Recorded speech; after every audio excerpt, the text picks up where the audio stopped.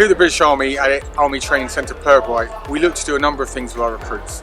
The first thing we want to do is set the physical foundation that will enable their soldiering career, not just for the short term, but for 20-25 years out. In addition to that, we're trying to develop the mental resilience and robustness that will get them through not only their career, but those periods where they're in high intensity operations. And while we're doing all of that, we're trying to instill the British Army's values and standards within them. And the way we do that is partly through our physical development programme.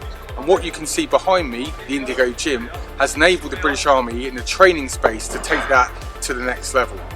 What the Indigo Gym has given us, it's given us the ability to train open air, all weather, day or night, and it's given us the holistic approach to infrastructure, kit and equipment that for the first time has enabled us to roll out our 21st century physical development program.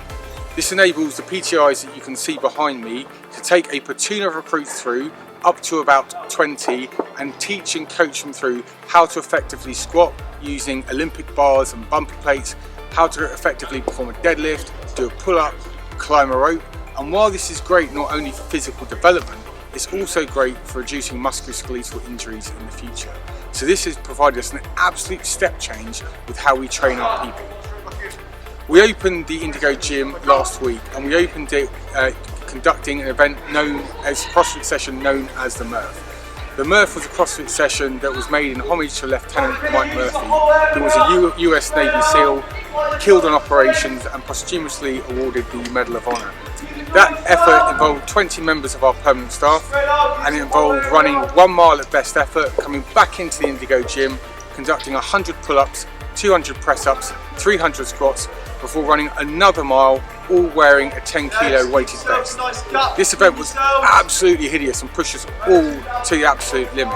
But the great thing about it, as with all physical efforts, is when you push yourself beyond where you think you can go, you get that sense of achievement, that sense of pride, and that sense of belief. And that's really important for our soldiers, because it enables us to look at physical challenges a little bit differently.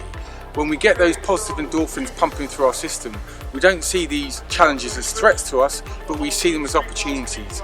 Opportunities to run a little bit further, run a little bit faster, lift a little bit more. And that helps us develop the self-belief, self-confidence and dignity within our recruits. And more importantly, in the Indigo Gym, because we can do it as a team, we build that team spirit. So it builds a respect for the people we're working with, the trust in your instructors, the trust in your recruits beside you, which all builds a fantastic esprit de corps, which makes us a more effective fighting force. And that is being delivered to us in part by the rollout of the Indigo Gym. And we really look forward to seeing Indigo Gyms across the length of the British Army.